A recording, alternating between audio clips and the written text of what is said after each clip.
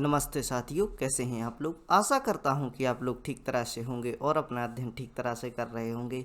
भारतीय राज्य व्यवस्था का यह चौथा व्याख्यान है और इसके अंतर्गत हम 1857 की क्रांति के बारे में अध्ययन करेंगे। 1857 की क्रांति से संबंधित क्या घटनाएं थीं, किस प्रकार यह क्रांति उभर कर आई, यह आंदोलन जो कि ब्रिटिश साम्राज्य के विरुद्ध निकल कर आया और क्या कारण रहे इसके विफल होने के, सारी जानकारी हम इस व्याख्यान के माध्यम से समझने का प्रयास करेंगे। यह जो आपका व्याख्यान है दोनों ओर से आपके लिए ज़रूरी है। एक तो इसे हम हिस्ट्री में भी पढ़ते हैं और इसे पॉलिटी में पढ़ते हैं। यानी हम देख सकते हैं कि जो भी ब्रिटिश काल है वह 1774-73 से जो प्रारंभ हो चुका था, जो यहाँ पर उनके द्वारा एक्ट लाए जा रहे थे, regulating act, Pitt's India act, यह सब एक्ट कंपनी को रेगुलेशन करने के लिए लाए जा रहे थे। एवं 1857 का जब विद्रोह होता है तो कंपनी की जो भी गलतियां हैं, खामियां हैं, वह ब्रिटेन में निकल कर सामने आती हैं। और जैसे ही इनकी गलतियां व खामियां निकल कर आती हैं तो ब्रिटेन की सरकार द्वारा सीधे तौर पर भारत पर शासन करने के लिए अपनी बात कही जाती है। और 1857 के बाद जो भी अधिनियम आते हैं वह भारत शासन अधिनियम के नाम से आते हैं। अतः ऐसी क्या कमियां खामियां थीं जो ब्रिटेन की सरकार में हुआ करती थी, जो कि यहाँ पर उपनिवेश के रूप में जैसे स्थापित किया गया था और वह भारत की जो कि रेगुलेशन है उसको फुलफिल नहीं कर पा रहे थे। अतः क्या कारण थे कि ब्रिटेन को सीधे तौर पर यहाँ पर जो कि भारत शासन अधिनियम नाम से जो भी एक्ट लाए जा रहे थे वह लाने पड़े। तो समझने का हम प्रयास करते हैं 1857 की क्रांति के बारे में। यह दोनों ही ओर से सही है, चूँकि हम समझ सकते हैं कि इतिहास से संबंधित प्रश्न एवं पॉलिटी से संबंधित प्रश्न है, इसको अलग अलग पढ़ने से कोई मतलब नहीं। हम एक साथ ही लेकर इसको चलते हैं और समझने का प्रयास करते हैं कि किस प्रकार के प्रश्न यहाँ से पूछे जाते हैं। तो आप जब भी अध्ययन करें दोनों लिहाज से इसको समझने का प्रयास करें और इससे संबंधित फैक्ट हैं उनको भी हम समझने का प्रयास करेंगे। 1857 की क्रांति में कुछ वीरों के नाम प्रमुख रूप से लिए जाते हैं, उनके बारे में भी हम चर्चा करेंगे। जैसे कि वीरांगना लक्ष्मीबाई जो सीधे तौर पर अंग्रेजों से लड़ रही थी और बाकी जो भी शासक है वह किस प्रकार अंग्रेजों के साथ विरोध में थे या उनका साथ दे रहे थे, उनके बारे में भी अध्ययन करेंगे। इसके अलावा एक नाम और आता है मंगल पांडे, जिन्होंने इस युद्ध को प्रारंभ किया। यानी हम देख सकते हैं कि जब चर्बी लगे कारतूसों की बात होती है तो मंगल पांडे का नाम आता है। इनके द्वारा इनकार किया गया तथा इन्हें फांसी की सज़ा दी गई और फांसी की सज़ा जैसे ही इनको होती है तो तमाम जो सैनिक होते हैं जो ब्रिटिश आर्मी में भर्ती हुआ करते थे वह विद्रोह प्रारंभ कर देते हैं। और अब देखते हैं इसके बारे में जो भी हमने जानकारी इम्पोर्टेंट है उसको नोट डाउन कर लिया है और इसी जानकारी के साथ हम इस लेक्चर के साथ चलेंगे और समझने का प्रयास करेंगे कि क्या था 1857 की क्रांति में। यह विद्रोह उत्तर व मध्य भारत में निकल कर आया तथा इसने ब्रिटिश सरकार की नींव को हिला कर रख दिया। यानी यहाँ से हम देख सकते हैं कि 1857 का जो विद्रोह है प्रमुख रूप से उत्तर भारत, यानी उत्तर भारत में जहाँ पे हम देख सकते हैं कि जो भी दिल्ली का क्षेत्र है या फिर हम देख सकते हैं उत्तर प्रदेश का क्षेत्र है, यहाँ से निकल कर आता है। यहीं पर वो मेरठ छावनी और जहाँ से यह युद्ध प्रारंभ हुआ यह सब हुआ करता था। और मध्य क्षेत्र से हम देख सकते हैं कि मध्य क्षेत्र में महारानी लक्ष्मीबाई, तात्या टोपे और यह सब यहाँ से कि नाना साहेब हैं, यह सब लड़ रहे थे। तो यहाँ से हम देख सकते हैं कि प्रमुख रूप से यह उत्तर व मध्य भारत से निकल कर आया और इसकी व्यापकता इतनी थी कि इन्होंने ब्रिटिश साम्राज्य की नींव को हिला कर रख दिया। एक बार यह लगने लगा था कि ब्रिटिश साम्राज्य को यह यहाँ से उखाड़ कर फेंक देंगे। इसका आरंभ कंपनी की सेना के भारतीय सिपाहियों द्वारा हुआ। यानी आरंभक समय देखें तो हम देख सकते हैं कि मैंने जो भी अभी चर्चा की है इसमें हम देख सकते हैं कि मंगल पांडे द्वारा यहाँ पर जो विरोध किए गए उन विरोधों के चलते जो कि भारतीय सिपाही जो कि अंग्रेजी प्रशासन से वैसे ही पीड़ित थे और यहाँ से हम देख सकते हैं कि जब आम बातों पर यानी असहमति पर इनको फांसी की सज़ा दी जाती है छोटे से विद्रोह के कारण, तो सिपाहियों की भावना भी भड़क उठती है और वह ब्रिटिश शासन के विरोध में आ जाते हैं। तथा इसकी व्यापकता बढ़ते ही इसमें किसान, दस्तकार, सिपाही 1 वर्ष तक लड़ते रहे। यानी जैसे ही सिपाहियों द्वारा यह आंदोलन प्रारंभ किया गया, यानी अपने विरोध में बात की गई, तो हम देख सकते हैं कि इसी प्रकार की भावनाओं से जो कि हमारे किसान, दस्तकार हैं, जिनके रोजगार छिन चुके थे, वह भी पीड़ित थे और उन्होंने भी आंदोलन प्रारंभ कर दिया और लगभग 1 वर्ष तक इस ये विद्रोह में लड़ते रहे। आगे देखते हैं। बहुत ही विस्तृत है यह जो व्याख्यान है, और इसको समझने के लिए आप शांतिपूर्ण तरीके से बैठ जाइए और आप किसी भी प्रकार इसको समझ सकते हैं। यदि आपको थकान होती है तो बीच में आप रेस्ट ले सकते हैं, उसको पॉज कर सकते हैं, और यदि आप बने रहते हैं तो बहुत ही बढ़िया बात है कि एक बार में इसको ख़त्म कर दें। 1857 की क्रांति के कारण क्या थे, रीजन्स को समझने का हम प्रयास करेंगे कि 1857 के क्रांति के आखिर कारण क्या थे। 1857 की क्रांति सिपाहियों का कंपनी के प्रति असंतोष अकेला कारण नहीं था। यहाँ पर हम देख सकते हैं कि बार बार एक बात होती है कि इसे सिपाही आंदोलन या सैनिक विद्रोह कहा जाता है, लेकिन यह बात सही नहीं है। यह केवल कंपनी के प्रति सिपाहियों का असंतोष नहीं था, वास्तव में अंग्रेजों का चरित्र व नीतियाँ इसके विद्रोह के कारण थी। अंग्रेजों का जो चरित्र हुआ करता था, जो कि इनके अंदर भेदभावपूर्ण जो कि बातें हुआ करती थी, भेदभाव जो भारतीय क्षेत्र में यह किया करते थे, एवं उनका चरित्र इस प्रकार का हुआ करता था कि यह लोगों को हमेशा ही दबाने का प्रयास करते थे, दबावपूर्ण तरीके से कार्यों को क्रियान्वित यानी कार्यों को क्रियान्वित करते थे, यानी अपने कार्यों को करने का प्रयास करते थे, एवं अपने को उच्च तथा भारतीय मूल निवासियों को जो भी ब्राउन रंग के होते थे उनको निम्न कोटि का समझते थे। इस प्रकार की भावनाओं के चलते यह जिस जिस क्षेत्र में कार्य कर रहे थे, जहाँ जहाँ पर भी जैसे टैक्सेशन सिस्टम है, किसानों के विरुद्ध नीतियाँ हैं, इन्हीं सब चीज़ों को चलते, इनकी नीतियों के चलते यह विद्रोह उत्पन्न हुआ। इसमें एक अकेला असंतोष का कारण सिपाही आंदोलन नहीं था, इसमें बहुत से लोग आते थे और बहुत सी बातें हैं, आगे हम देखेंगे इनके बारे में। अंग्रेज जिस प्रकार की नीतियों के साथ अपने साम्राज्य का विस्तार कर रहे थे, वह भारतीयों में असंतोष पैदा कर रही थी। जिस जिस प्रकार से यह अपने प्रशासन को व्यवस्थित करने की यानी विस्तार करने के लिए कार्य कर रहे थे, वह भारतीयों में असंतोष पैदा कर रही थी। अंग्रेजों द्वारा भारत की आर्थिक शोषण किया गया, यानी हम देख सकते हैं कि जो रॉ मटेरियल है यहाँ से निकल कर आता था, कच्चा माल यहीं से ले जाकर वहाँ पर इंडस्ट्रियल रेवोल्यूशन जो कि यूरोप में चल रहा था, वहाँ पर वह अपने जो ये सामग्री है वह बनाकर वापस भारत में ही बेची जाती थी। यानी हम देख सकते हैं कि धन की जो भी है आय के किसी भी प्रकार के सोर्स नहीं बचे थे और लोगों को चूसा जा रहा था। जिस प्रकार हम देख सकते हैं कि निरंतर लोगों से जो भी कच्चा माल है उसको उत्पादित करने के लिए बार बार यहाँ पर शोषण किए जाते थे। नील की खेती के बारे में हमने समझा, और भी जैसे कि कपड़ा उद्योग है, इसके लिए जो भी कपास है, कच्चा माल है, इसकी खेती यहाँ पर करवाते थे। और हम देख सकते हैं कि जो भी गेहूँ वगैरह की उपज है उसमें कमी आती थी, अतः इनके लिए भोजन के लिए भी वो भी ज़रूरतें पूरी नहीं हो पा रही थी।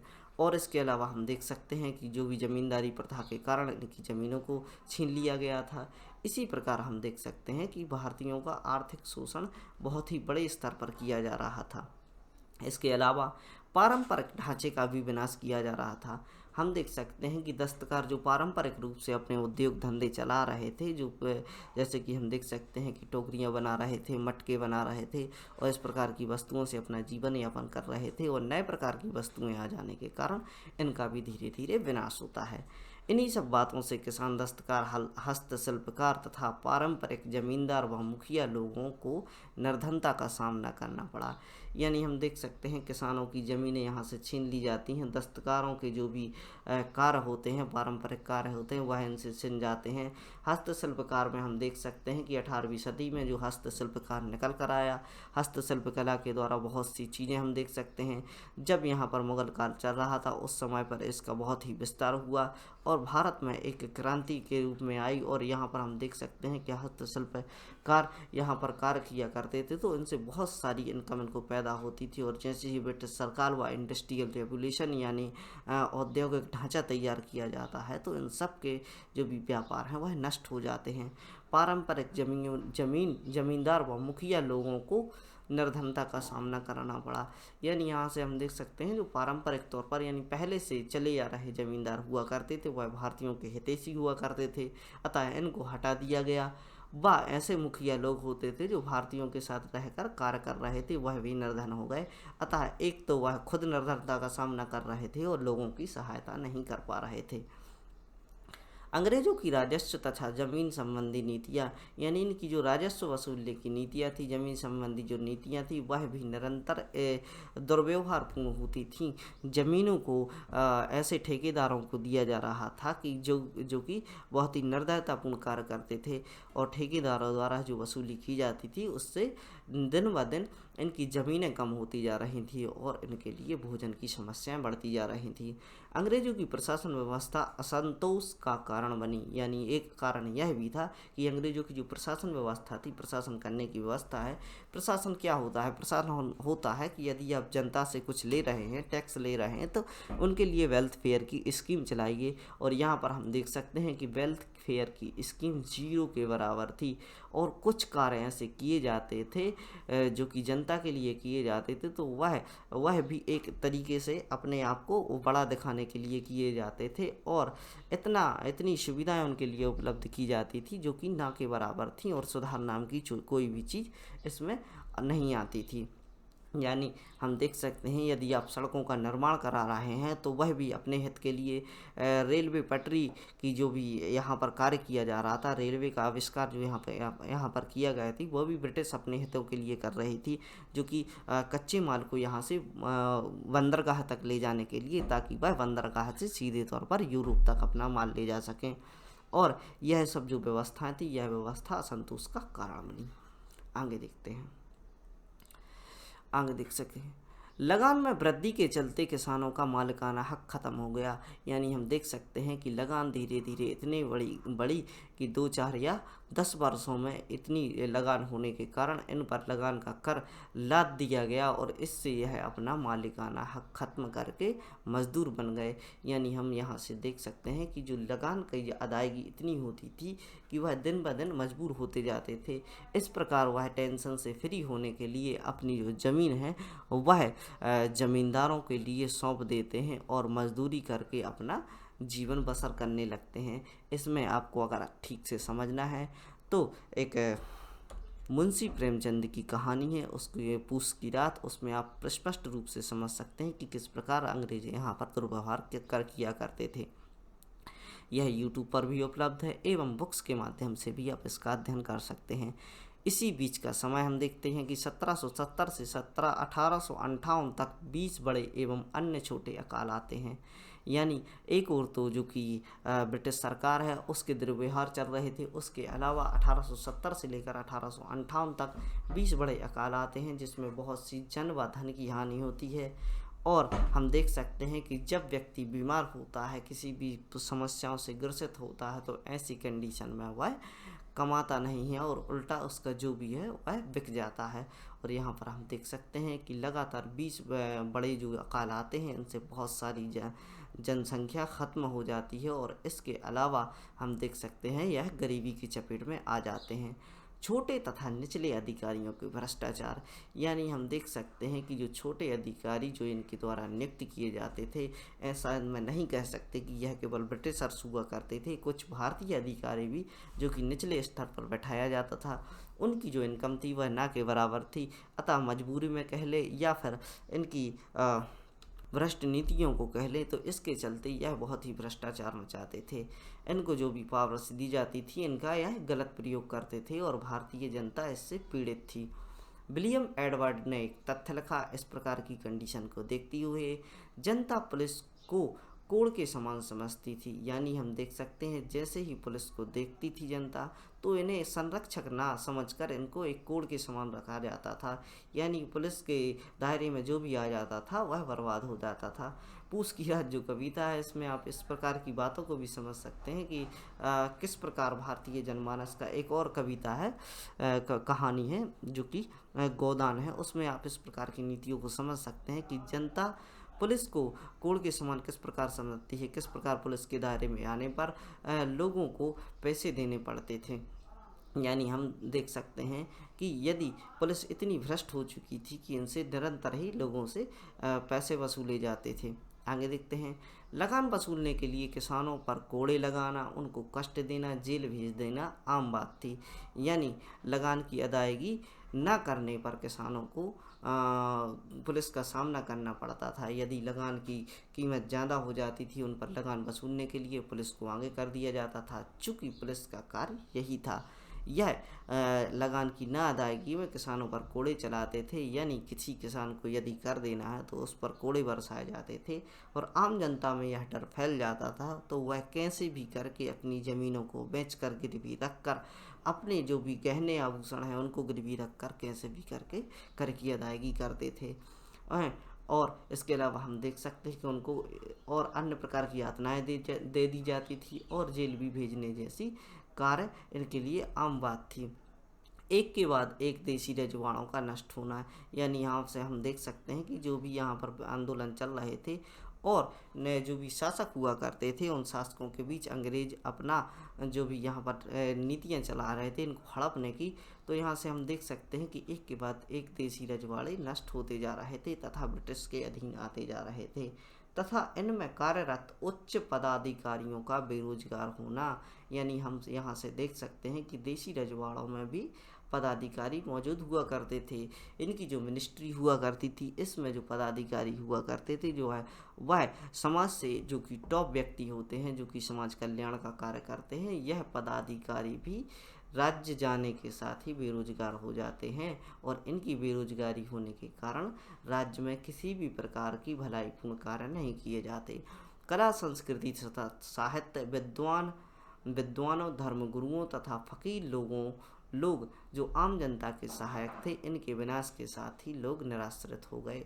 यानी यहाँ से हम देख सकते हैं कला संस्कृति से संबंधित जो भी यहाँ पर कार्य किए जाते थे, जिससे लोगों की प्रसन्नता बढ़ती थी। साहित्य जो भी यहाँ पर लिखे जा रहे थे वह भी बंद कर दिए जाते हैं।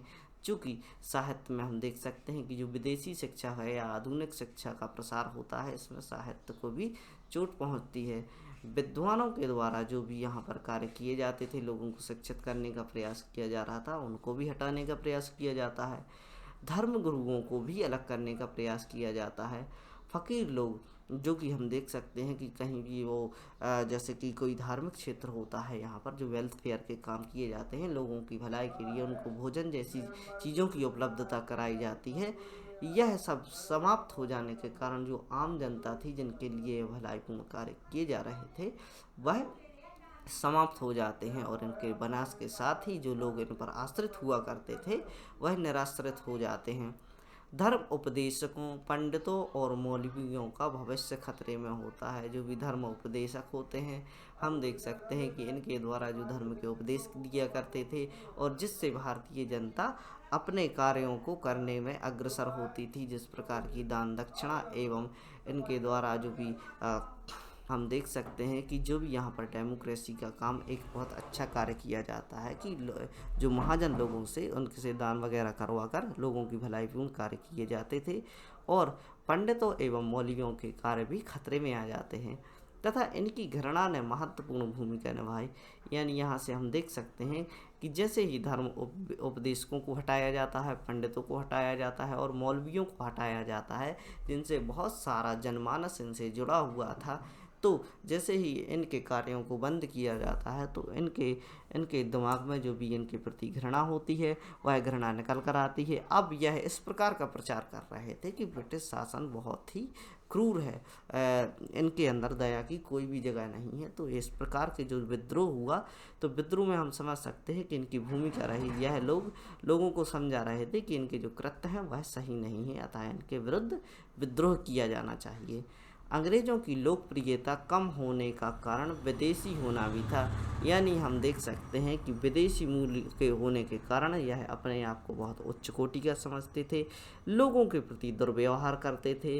होटलों में यह लिखा जाता था कि ये होटल के अंदर जो भी भारतीय क्षेत्र में, हमारे ही क्षेत्र में मौजूद उनकी होटल्स एवं रिसोर्ट हुआ करते थे, वह पर बोर्ड लगा होता था कि Indians and dog are not allow, यानी भारतीय एवं कुत्तों का अंदर प्रवेश करना निषेध है। इस प्रकार की बातों को चलते अंग्रेज़ों की लोकप्रियता कम होती है और यहाँ पर हम देख सकते हैं कि वह भारत में रहते हुए भी विदेशी ही बने रहते हैं। आगे देखते हैं। सैयद अहमद खान जो कि इतिहासकार थे, यह क्या कहते हैं कि उच्चतम श्रेणियों के लोग बिना डर के अंग्रेज़ों के सामने खड़े नहीं हुए। यानी हम देख सकते हैं कि उच्च से उच्च कोटि के लोग जो कि यहाँ पर बहुत ही सम्मानजनक जीवन जी रहे थे भारत में, वह भी लोगों से बिना डर के इनके सामने खड़े नहीं होते थे, चूँकि इनका भी अपमान हो जाता, अतः यह अंग्रेज़ों से डरा करते थे। ये लोग भारत को अपना घर नहीं बनाने नहीं आए थे, बल्कि धन कमाने आए थे। जिस प्रकार हम मुग़ल काल को देख सकते हैं कि उन्होंने भारत को अपना घर बनाया, भारत में ही कार्य किए और लोगों के लिए रोजगार उत्पन्न किए।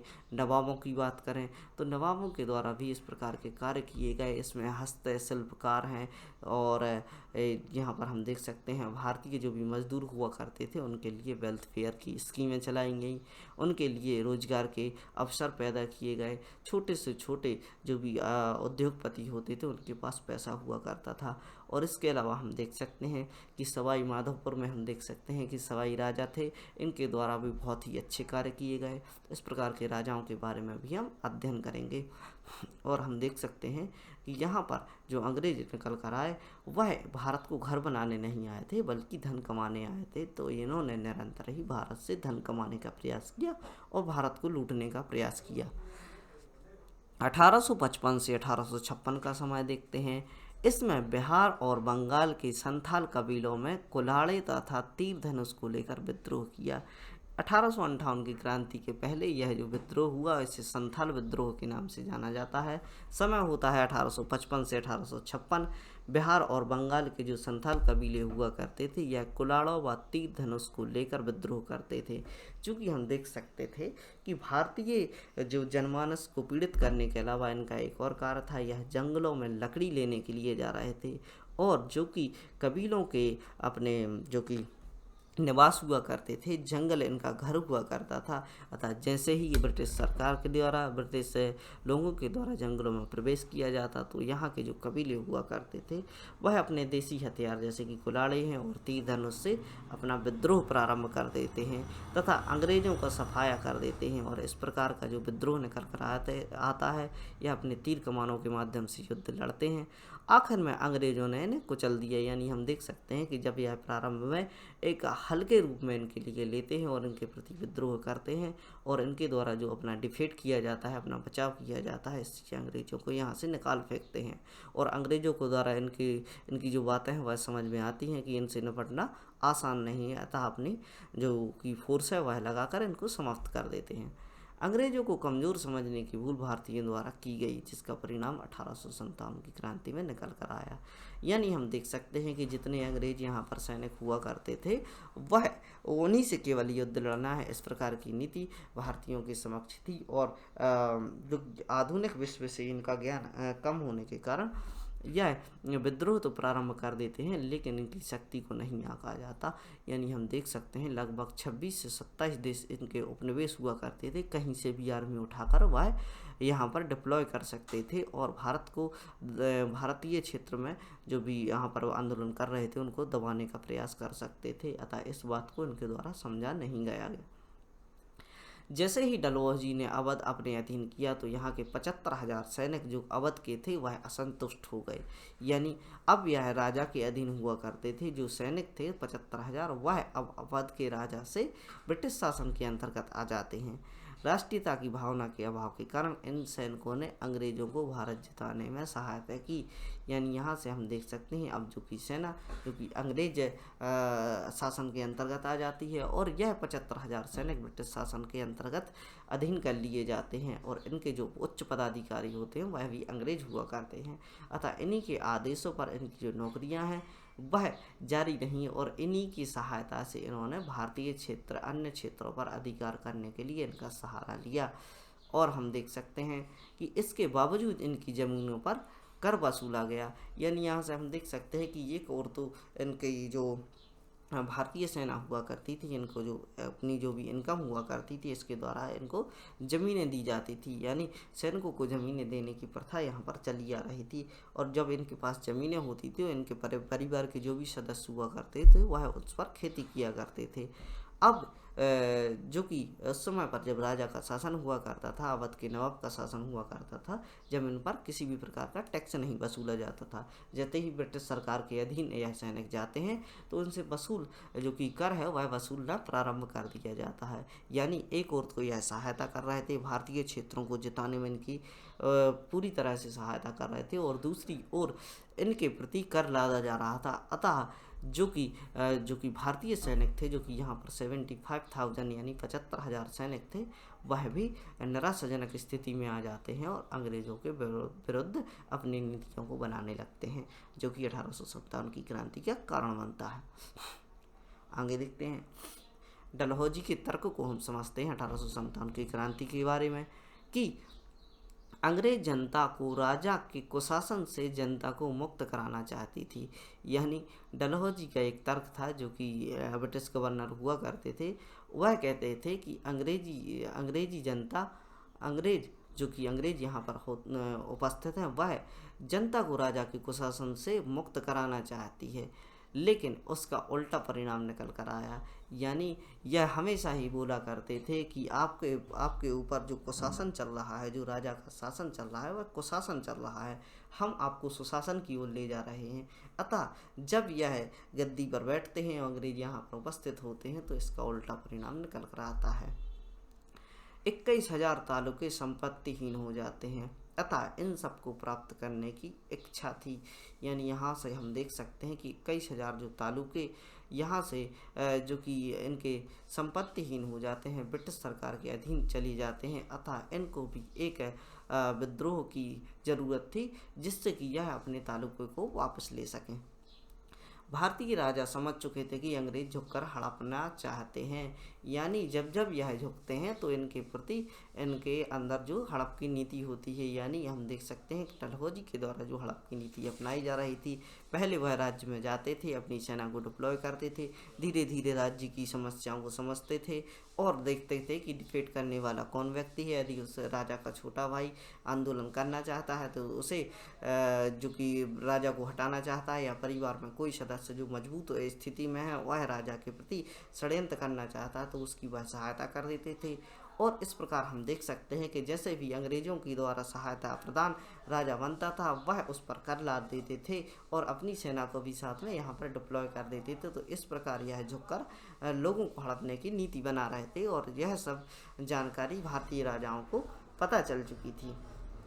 राज्य हड़पने तथा उसे अपने अधीन करने की नीति के चलते नाना साहेब, झांसी की रानी तथा बहादुर शाह जैसे अनेक शासकों को इनका कट्टर विरोधी बना दिया। यानी यहाँ पर हमें एक बहुत अच्छी बात समझनी चाहिए कि लॉर्ड डलहौजी की जो नीति हुआ करती थी वह हड़प नीति के नाम से जानी जाती थी, यानी राज्यों को हड़पने की नीति इनके द्वारा अपनाई जाती थी।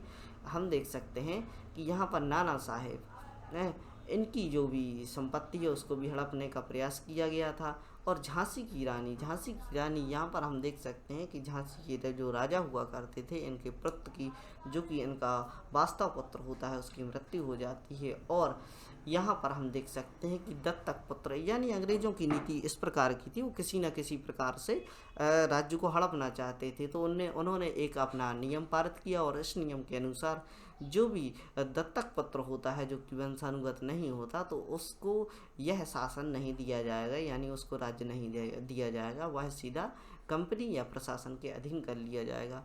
तो यहाँ से हम समझ सकते हैं कि जो भी राजा होते हैं, झांसी के राजा होते हैं और इनके द्वारा दत्तक पुत्र लिया जाता है। अतः अब ब्रिटिश शासन को यह राज्य हड़पना था। तो हम देख सकते हैं कि जो कि यहाँ के राजा होते हैं वह इनके विरोध में आ जाते हैं और रानी के द्वारा ये इनके विरुद्ध विद्रोह किया जाता है।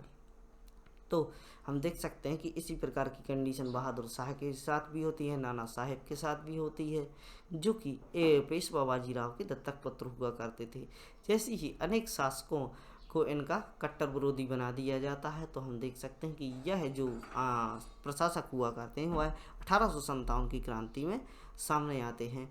नाना साहेब अंतिम पेशवा बाजीराव के दत्तक पुत्र थे। यानी हम देख सकते हैं कि जो पेशवा का जो कि गद्दी है या पद है वह सबसे प्रमुख मराठा शासन में सबसे प्रमुख माना जाता है। अतः हम देख सकते हैं कि जैसे ही पुत्र यहाँ पर पैदा नहीं होते थे तो वह दत्तक पुत्र बना लेते थे। यानी यहाँ पर हमने समझ सकते हैं कि उनको गोद ले लिया जाता है। और अंतिम पेशवा जो बाजीराव होते हैं इनके द्वारा नाना साहेब को गोद लिया जाता है। अतः यह दत्तक पुत्र होते हैं और अपने साम्राज्य को प्राप्त करने के लिए निरंतर प्रयास करते हैं। और लार्ड डलहौजी की नीति के कारण यह भी इनसे दुखी होते हैं और यह भी इसके अंतर्गत आ जाते हैं। अतः यह विद्रोह प्रारंभ कर देते हैं। नाना साहब ने पेंशन से इनकार कर दिया। यानी नाना साहब के लिए जो अंग्रेजों के द्वारा वायदे किए गए थे कि पेंशन देकर आप शासन कीजिए, तो इनको पेंशन लेने से इनकार कर दिया जाता है। यानी मैं अपने ही प्रशासन में अपने ही राज्य में पेंशन लेकर कार्य करूँ। चूँकि हमारे जो पूर्वज थे, हमारे जो जिन्होंने इनको गोद लिया हुआ था वह राजा हुआ करते थे, अतः मुझे भी राजा का पद ही चाहिए। अतः इस प्रकार की नीति के कारण यह पेंशन लेने से इनकार कर देते हैं। और यहाँ पर हम देख सकते हैं कि स्वाभिमानी रानी लक्ष्मीबाई का राज्य अधीनता को लेकर गुस्सा भड़कना भी इसका एक कारण था। यानी स्वाभिमानी जो रानी लक्ष्मीबाई हुआ करती थी, जो वीरांगना लक्ष्मीबाई जिनके बारे में हम चर्चा करते हैं 1857 से संबंधित भी, इनके पुत्र को प्रशासन देने से इनकार कर दिया जाता है। अतः वह दत्तक पुत्र होने के कारण इनका प्रशासन ब्रिटिश सरकार के अधीन जाना था। अतः इसी के चलते इनका गुस्सा भड़क जाता है और 1857 की क्रांति में यह ब्रिटिश साम्राज्य के समक्ष विद्रोह करती हैं। इनका सपना था कि इनके स्वर्गीय पति के सिंहासन पर उनका दत्तक पुत्र बैठे और दत्तक पुत्र को 1857 के समय ही जो कि इनकी नीति चल रही थी लॉर्ड डलहौजी की विलय नीति के चलते इनको शासन में मिलाया जा रहा था। आगे देखते हैं 1857 की क्रांति के कारण 1849 में लॉर्ड डलहौजी ने बहादुर शाह के उत्तराधिकारी को ऐतिहासिक लाल किला छोड़कर दिल्ली के कुतुब मीनार के पार छोटे से निवास में रहने के लिए कहा। यानी बहुत सी बातें थी जो कि विद्रोह का कारण बनी। 1849 में जैसे ही डलहौजी द्वारा जो कि हड़प नीति के चलते अपने जो कि बहादुर शाह जो कि मुगल काल के सम्राट हुआ करते थे, जो कि मुगल काल की गद्दी पर बैठा करते थे, और यहाँ से हम देख सकते हैं कि उत्तराधिकारी जो कि इनके उत्तराधिकारी होते हैं उनको ऐतिहासिक लाल किला छोड़कर इनके जो वंशज हुआ करते थे वह लाल किले में ही मौजूद हुआ करते थे। इनको लाल किला छोड़ने के लिए कहा जाता है और कुतुब मीनार के पास एक छोटे से निवास में रहने के लिए कह दिया जाता है। ऐसा प्रशासन जो कि जिसके सामने किसी के खड़े होने की औकात नहीं थी और किसी प्रकार के भी डिफीट की संभावना नहीं थी, उस प्रकार उसके जो कि प्रशासक हुआ करते थे, इनके लिए कुतुब मीनार के पास छोटे से निवास में रहने के लिए कहा जाता है। अतः भारतीयों की भावना इससे आहत होती है। कैनन के द्वारा बहादुर शाह की मृत्यु के बाद मुगलों की गद्दी छीन ली गई। लॉर्ड कैनन जैसे ही यहाँ पर आते हैं तो बहादुर शाह की जब मृत्यु होती है तो मुगलों की गद्दी को छीन लिया जाता है। वे सिर्फ राजा ही कहे जाएंगे, यानी भविष्य में इनको सिर्फ राजा ही कहा जाएगा। जो भी सम्राट का पद है इनसे छीन लिया जाता है। भारत की जनता बस इस मुद्दे पर ब्रिटिश के विरुद्ध थी कि लोग भारतीय धर्म को नष्ट कर देंगे। इसका प्रमुख कारण ईसाई मिशनरियों की गतिविधियां था। भारतीय जनता क्यों लड़ रही थी, इसके पीछे भी आपको कारण जानना चाहिए कि भारतीय जनता इसके विरुद्ध में क्यों थी। यहाँ पर हम देख सकते हैं कि भारतीय जनता को यह डर था कि जो कि अंग्रेजों के द्वारा इस प्रकार के नियम चलाए जा रहे हैं 54-55 के समय, जो भी सती प्रथा को नष्ट किया जाता है और जो कि सैनिक हैं उनको लड़ाने के लिए समुद्र पार लिया जाता है। इस प्रकार की भावना भारतीय जनमानस में मौजूद थी कि यह धर्म को कुचलने का प्रयास यहाँ पर किया जा रहा है। तो यहाँ पर हम देख सकते हैं कि भारतीयों की भावना जो भी धर्म से धार्मिक परंपराएं थी उनके नष्ट होने के प्रति अग्रसर थी। तो यहाँ पर हम देख सकते हैं कि भारतीय लोगों को केवल यह डर था कि जैसे ही ब्रिटिश शासन आता है और ईसाई मिशनरियों की जो गतिविधियाँ होती हैं तो सबको यह ईसाई बनाने का प्रयास करेंगे और इनकी गतिविधियाँ आगे बढ़ती जा रही थी। अतः अपने धर्म को बचाने के लिए यह विद्रोह करते हैं। वह लोग भारतीय परंपराओं की हंसी उड़ाते तथा उन्हें सरकार का समर्थन प्राप्त था। और यहाँ पर हम देख सकते हैं कि जब भी भारतीय परंपराओं की यहाँ पर हंसी उड़ाई जाती तो भारतीयों की भावना आहत होती और उन्हें सरकार का समर्थन प्राप्त था, अतः उनसे डिफीट करना भी संभव नहीं था। यानी भारतीय परंपराओं की जैसी हंसी उड़ाई जाती, यदि उनके विरुद्ध में कोई बोलता तो ब्रिटिश सरकार उन्हें दबाने का प्रयास करती और इनके जो सैनिक हुआ करते थे इनको जो भी यहाँ पर समर्थन प्राप्त था ब्रिटिश सरकार का। 1850 में हम देखें, 1850 में सरकार ने एक कानून बनाया जिसके अनुसार ईसाई धर्म में आने पर उसे पैतृक संपत्ति का अधिकार दिया जाएगा। यानी हम देख सकते हैं कि 1850 में एक ऐसा नियम बनाया जाता है कि जो कोई भी व्यक्ति ईसाई धर्म का पालन करता है तो उसे अपने पैतृक यानी उसके खुद के जो ज़मीन है उस पर अधिकार होगा।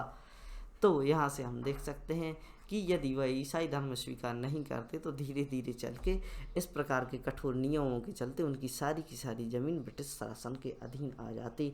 यदि वह ईसाई धर्म स्वीकार कर लेते तो ब्रिटिश उनकी ज़मीन उन्हें सौंप देती।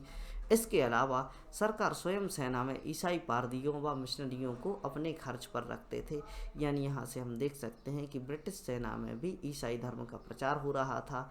यानी यहाँ हम देख सकते हैं ईसाई पारदियों व मिशनरियों को अपने खर्चों पर इनको सिखाने के लिए, इनको ईसाई धर्म की शिक्षा देने के लिए यहाँ पर ब्रिटिश सरकार सेना में इनको रखती थी।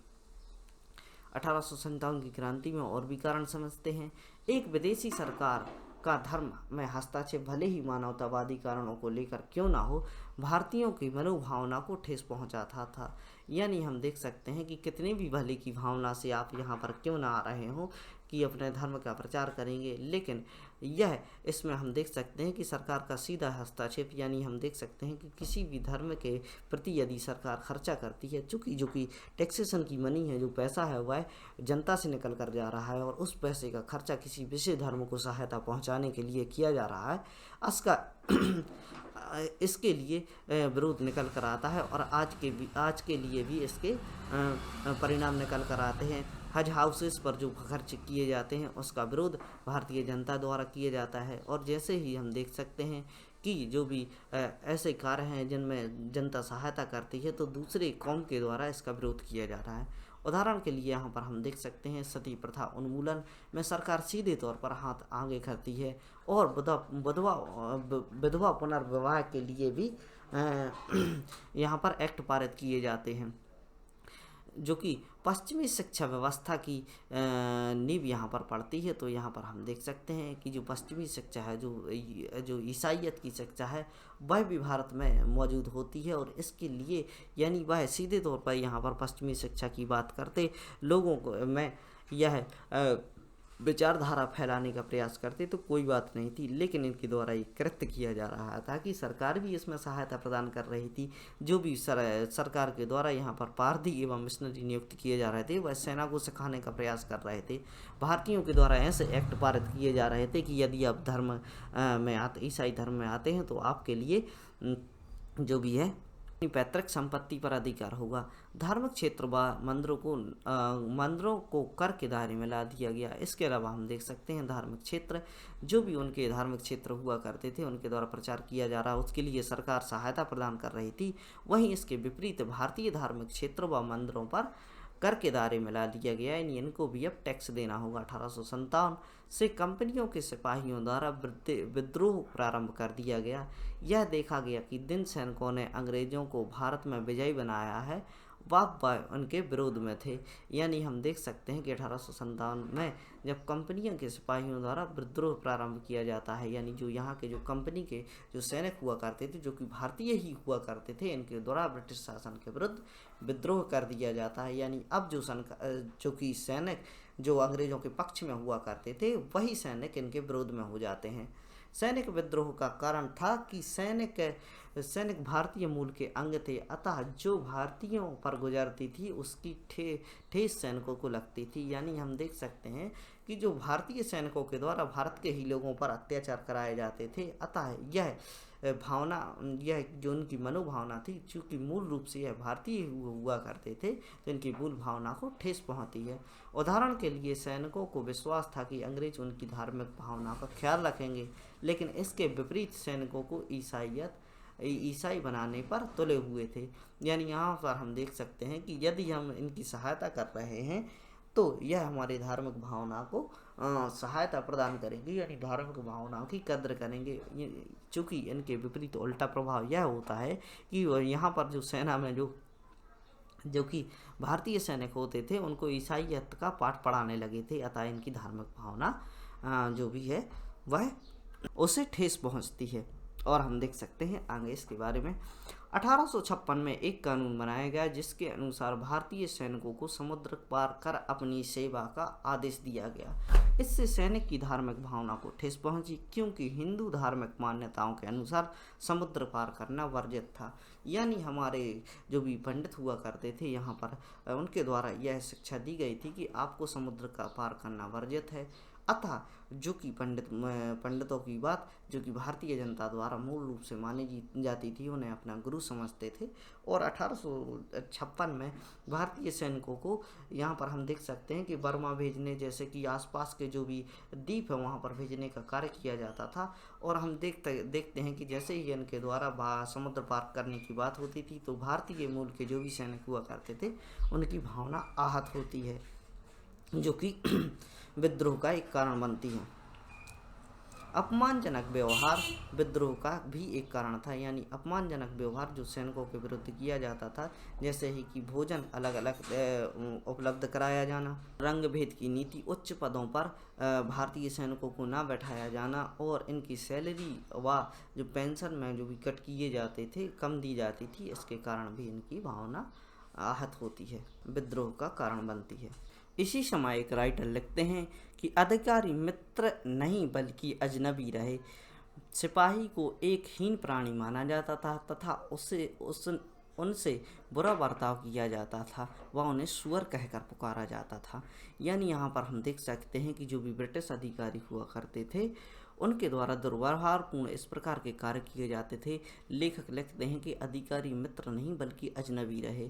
यानी यहाँ पर हम देख सकते हैं कि मनोभावनाओं को जोड़ने का प्रयास यहाँ पर सैनिकों के द्वारा आपस में नहीं किया गया। जो ब्रिटेन व भारतीय सिपाही हुआ करते थे वह भावनात्मक रूप से अलग अलग रहे।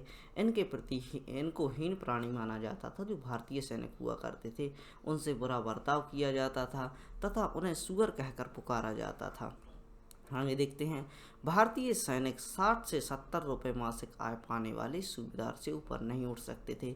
यानी यह कितना भी अच्छा कार्य कर सके, कितनी भी वीरता का जो वीरता व पराक्रम का जो दिखा सकें, और इनके लिए जो भी 60-70 रुपये मासिक आय से ज़्यादा इनको प्राप्त नहीं होती थी। और सबसे उच्च पद इसमें सूबेदार का हुआ करता था, इससे ऊंचा पद भी इनको प्राप्त नहीं होता था।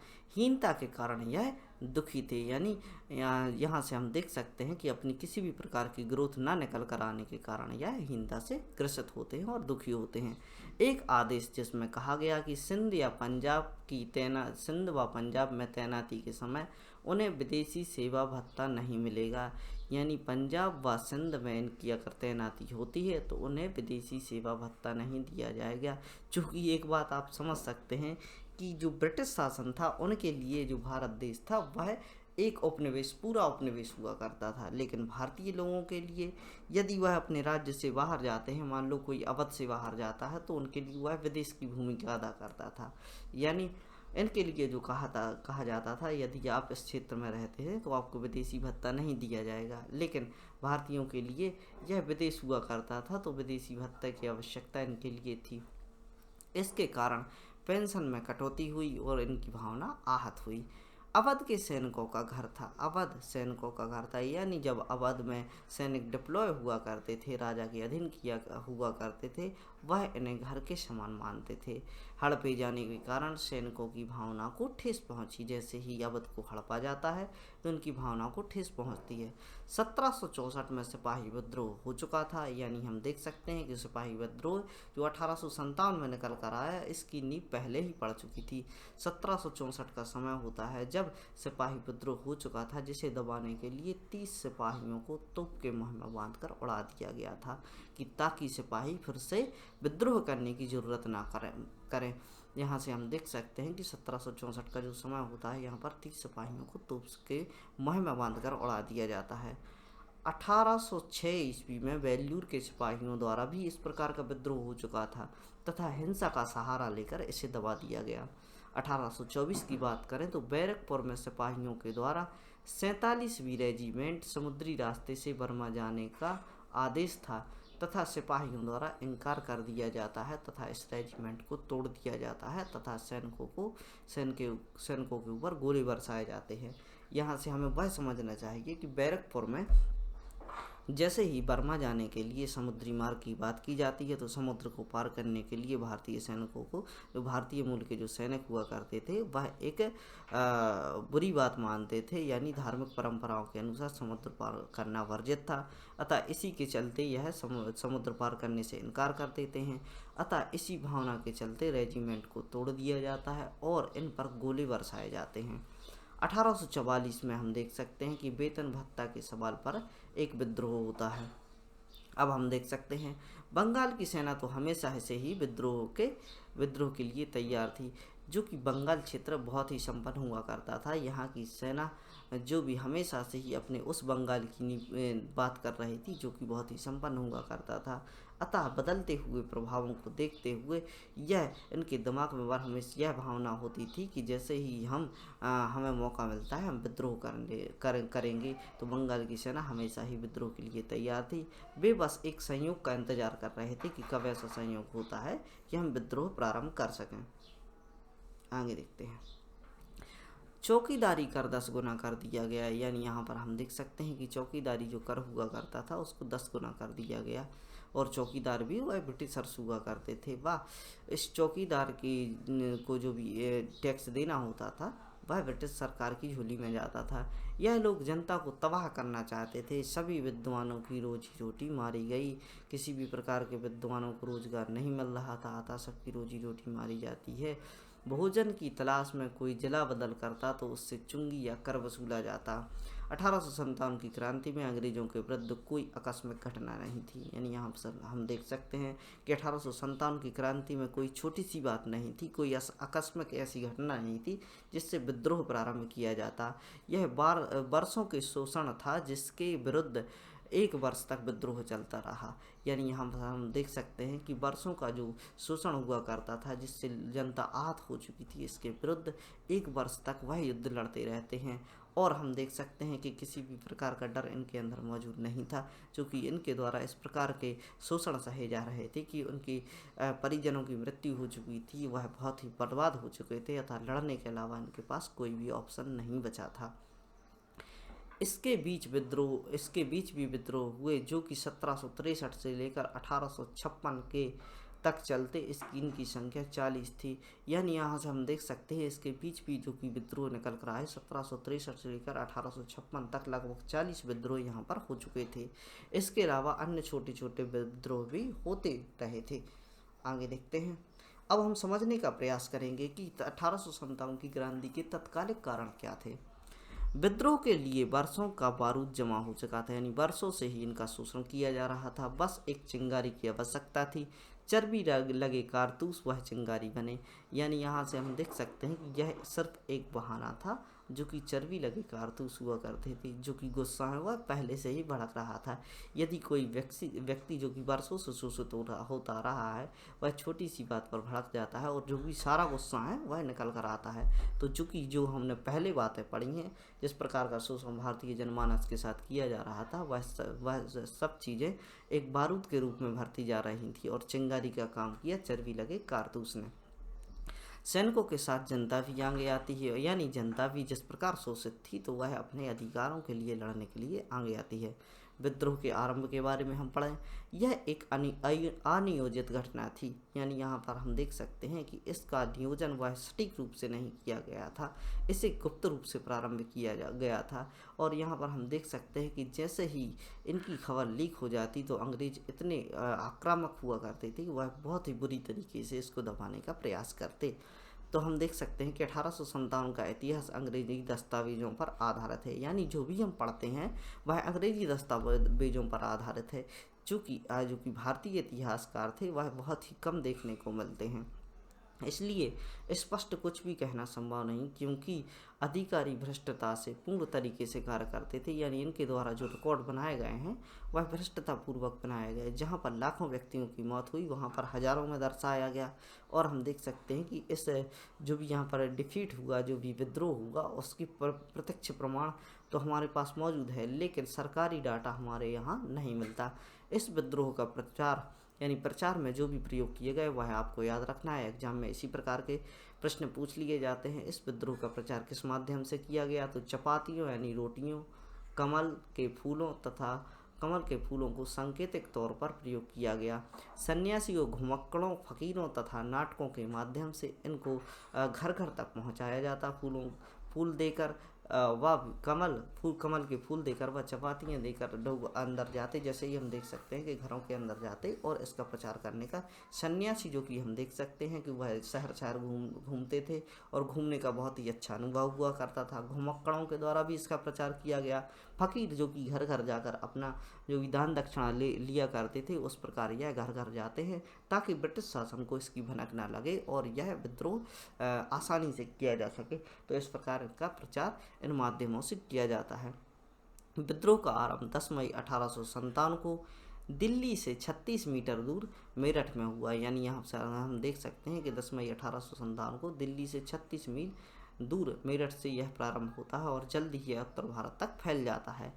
मेरठ में युद्ध भड़कने से पहले बैरकपुर में मंगल पांडे शहीद हो चुके थे। यानी यहाँ पर हम देख सकते हैं कि जो 10 मई को जो घटना हुई वह बैरकपुर में मंगल पांडे जो कि शहीद हो चुके थे, इनकी जो कि यहाँ से इनकी चिंगारी भड़की थी। और मंगल पांडे जो कि शहीद हुए थे बहुत ही परिचित व्यक्ति हैं।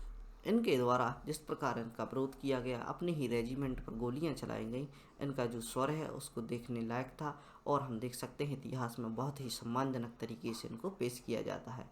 इन्होंने अकेले ही विद्रोह करने तथा अपने अधिकारियों पर हमला करने के कारण 29 मार्च 1857 को फांसी दे दी गई थी। यानी हम देख सकते हैं कि जैसे ही इनसे चर्बी लगे कारतूसों को खींचने की बात की जाती है, जो मुँह से पांडे यानी ब्राह्मण धर्म से होने के कारण इनके द्वारा जो भी यहाँ पर हमला किया जाता है, अपने ही अधिकारियों पर यह हमला बोल देते हैं। और इनको इसी के चलते 9 मार्च 1857 को फांसी दे दी जाती है।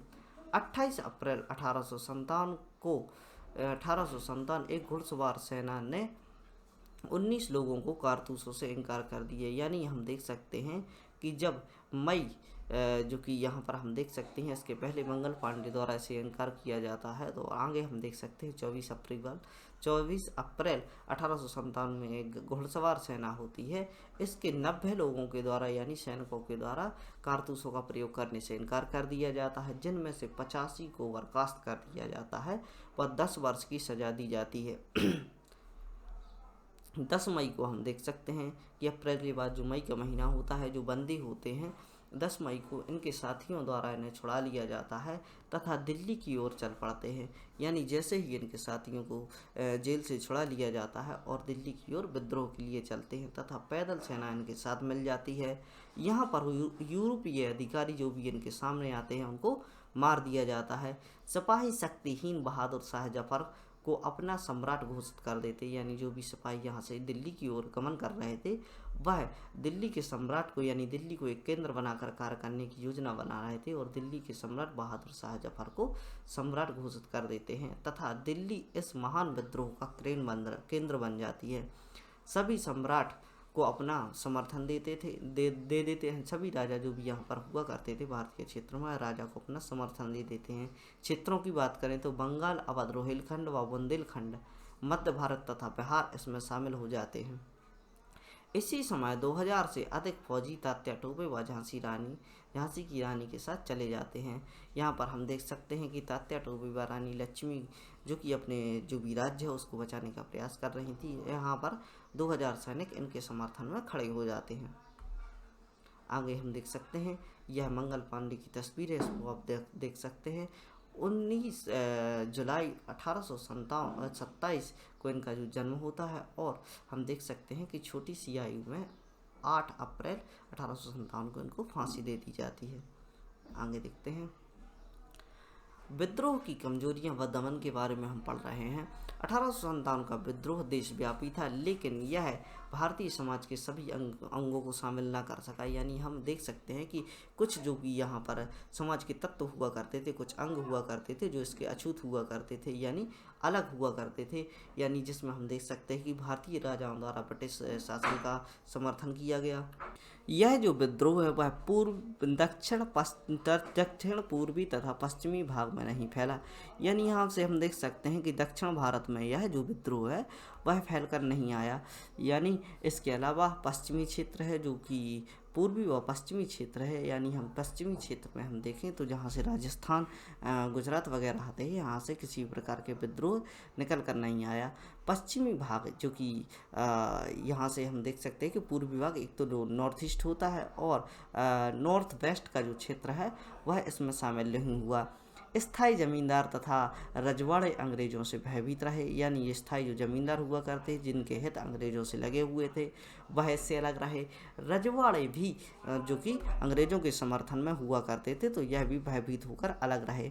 भारतीय शासकों में हम देखें तो ग्वालियर के सिंधिया, इंदौर के होलकर, हैदराबाद के निजाम, जोधपुर के राजा तथा भोपाल के नवाब, पटियाला नवाब, जिंद के सिख और पंजाब के दूसरे सिख सरदार, कश्मीर के महाराजा, नेपाल के राजा तथा अनेक जमींदार इस विद्रोह को कुचलने में अंग्रेजों की सक्रिय सहायता प्रदान करते हैं।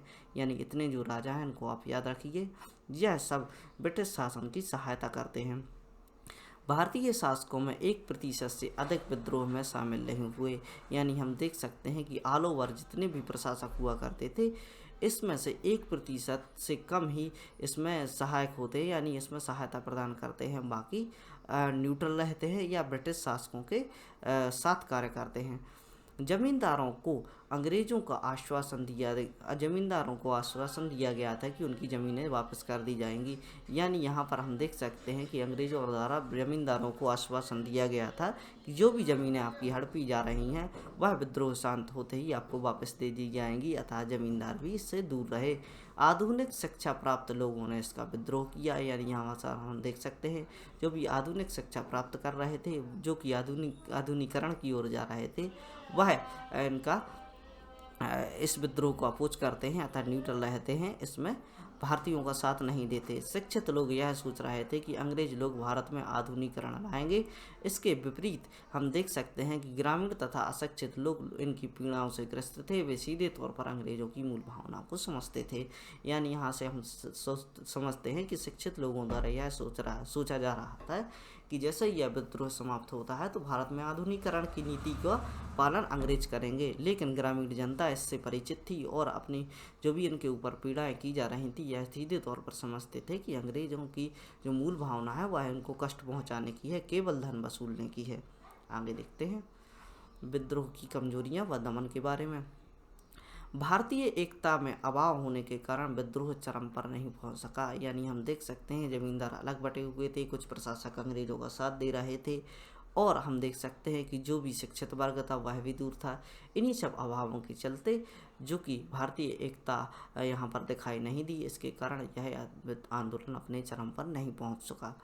आधुनिक अस्त्रों तथा युद्ध सामग्री का अभाव, जो कि भारतीय क्षेत्र में युद्ध लड़ा जा रहा था तो भारतीय हथियारों के द्वारा लड़ा जा रहा था। कुछ सैनिक थे जिनके पास जो कि अंग्रेजों के द्वारा ही प्राप्त किए हुए यानी वहाँ से छीने हुए हथियार हुआ करते थे। इसके अलावा जो भारतीय जनता है अपने देसी हथियारों एवं जो भी पारिवारिक सामग्री हुआ करती थी, लठ जिसमें हम देख सकते हैं कि जो भी देसी हथियार हुआ करते थे उनसे युद्ध लड़ रहे थे।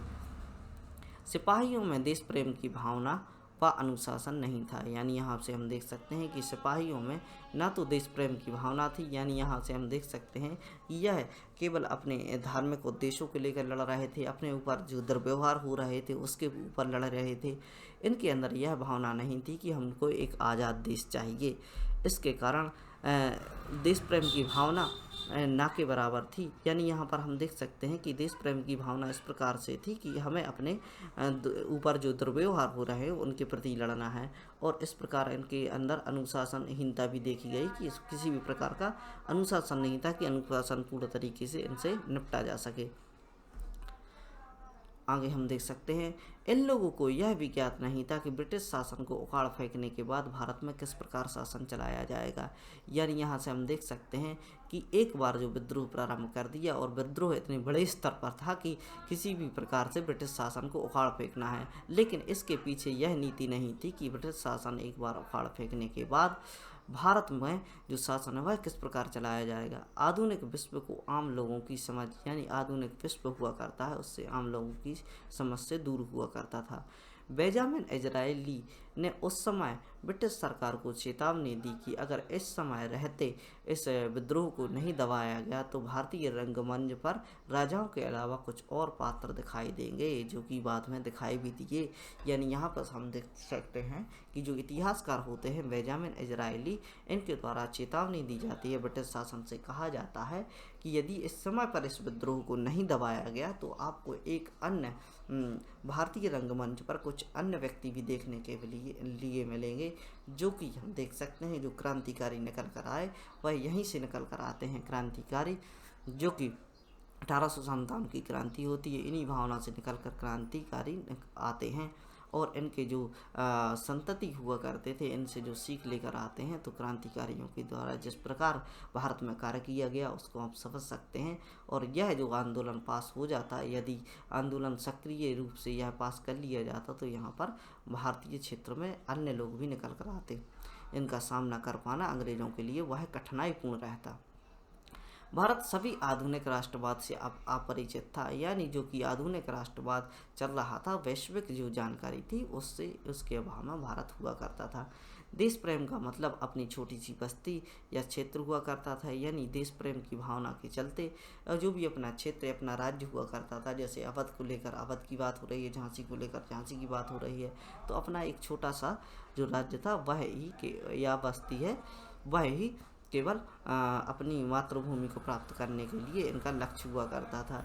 यानी यहाँ पर हम देख सकते हैं केवल भारतीय क्षेत्र की मनोभावना एक दूसरे से जुड़ी हुई थी। यानी हम क्षेत्रवाद की बात करें तो क्षेत्र के तौर पर वह अपने क्षेत्र को ही अपना राज्य समझते थे। एक और ब्रिटिश साम्राज्य था और दूसरी ओर एक और ब्रिटिश साम्राज्य था जो विश्व की सबसे बड़ी शक्तिशाली देशों में शुमार था। यानी ब्रिटिश शासन का जो साम्राज्य था जो इसके विरुद्ध लड़ रहे थे वह विश्व के सबसे शक्तिशाली देशों में शुमार था, जिसे भारतीय शासकों तथा जमींदारों का समर्थन भी प्राप्त था। यानी एक और तो शक्तिशाली देश, भारत के धनी व्यक्ति जो जमींदार हुआ करते थे उनका समर्थन प्राप्त था और शासकों का भी समर्थन प्राप्त था, और कई शासक जो न्यूट्रल हुआ करते थे। यदि भारत की जीत होती है तो वह यहाँ पर अपना आधिपत्य स्थापित करेंगे, यदि ब्रिटेन की जीत होती है तो उनके साथ रहकर कार्य करेंगे। इस प्रकार की नीति के साथ भारतीय शासक चल रहे थे।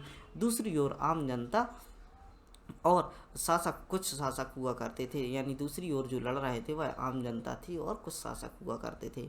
अंग्रेजों ने अपनी सेना तथा धन विद्रोह को दबाने के लिए झोंक दिया। यानी जैसे ही यहाँ पर विद्रोह रूप लेता है, बड़े स्तर पर आता है, तो अंग्रेजों द्वारा अपनी धन संपत्ति को यहाँ पर झोंक दिया जाता है और इसको दबाने का प्रयास किया जाता है। आगे देखते हैं। 20 सितंबर 1857 को अंग्रेजों द्वारा पुनः दिल्ली पर कब्जा कर लिया जाता है। बहादुर शाह को बंदी बना लिया जाता है तथा इनके राजकुमारों को पकड़कर मार दिया जाता है। 20 सितंबर 1857 का समय होता है। दिल्ली पर पुनः अंग्रेजों का कब्जा हो जाता है और जो कि 1857 का विद्रोह है वह समाप्त कर दिया जाता है। बहादुर शाह को बंदी बना लिया जाता है, जो कि यहाँ पर सम्राट हुआ करते थे। 1857 की क्रांति का नेतृत्व इनके द्वारा किया जा रहा था। इनके जो राजकुमार हुआ करते हैं अतः इनका वंश को नष्ट करने का प्रयास अंग्रेजों को द्वारा किया जाता है, इनको पकड़ कर मार दिया जाता है। चूँकि एक प्रश्न यह भी उठता है कि जो कि बहादुर शाह है इनको क्यों नहीं मारा गया। यानी यहाँ पर हम देख सकते हैं कि कंपनी तथा कुछ भ्रष्ट शासकों के द्वारा यहाँ पर कृत्य किए जा रहे हैं। यानी यहाँ पर सीधे तौर पर सम्राट को मार दिया जाता तो इसका जवाब इनको ब्रिटेन में देना पड़ता, अतः इसको जीवित रखा गया, इसको बंदी बनाकर रंगून भेज दिया गया। सम्राट पर मुकदमा चला के इन्हें निर्वासित कर रंगून भेज दिया गया। 1862 में इनकी मृत्यु हो गई तथा इस महान मुगल वंश को पूरी तरह से समाप्त कर दिया गया। नाना साहब कानपुर में हार गए तथा 1859 के आरंभ में नेपाल की ओर कूच कर गए। यानी यहाँ पर हम देख सकते हैं कि नाना साहब जो कि कानपुर में इनकी हार होती है तथा 1859 ईस्वी में नेपाल की ओर कूच कर जाते हैं, यानी चले जाते हैं। तात्या टोपे मध्य भारत के जंगलों में छापामारी युद्ध चलाते रहते हैं तथा 1859 में यह पकड़ जाते हैं और इन पर मुकदमा चलाकर 15 अप्रैल 1859 को इन्हें मौत दे दी जाती है, यानी फांसी की सज़ा दे दी जाती है। अवध की बेगम जो भी 1857 की क्रांति में सक्रिय रूप से भूमिका निभा रही थी, वह भी मजबूर होकर नेपाल में जा छुपती हैं। 1859 के अंत तक ब्रिटिश सरकार पुनः आ जाती है और विद्रोह को समाप्त कर दिया जाता है। आगे देखते हैं। चलिए, इसके साथ ही आज का व्याख्यान समाप्त होता है और हमने समझा कि 1857 की क्रांति से संबंधित क्या बातें थी। इस पूरे व्याख्यान में यदि आपने पूरा अध्ययन किया है तो आप किसी भी प्रश्न से अछूते नहीं रहेंगे। किसी भी प्रकार का प्रश्न 1857 की क्रांति से संबंधित पूछ लिया जाता है। आपको निबंध लेखन में भी यह सहायता प्रदान करेगा। कारण समझने का प्रयास किया, किस प्रकार ब्रिटिश सरकार के द्वारा इसका दमन किया गया, उसके बारे में जानने का प्रयास किया गया और इस प्रकार आपने संपूर्ण अध्ययन किया। तो इसी तरह पढ़ते रहिए, खुश रहिए और ऐसे बच्चों तक इस व्याख्यान को पहुंचाने का प्रयास कीजिए जिनको इसकी आवश्यकता है। और इसके साथ ही आज का व्याख्यान समाप्त करते हैं। भारत माता की जय। जय।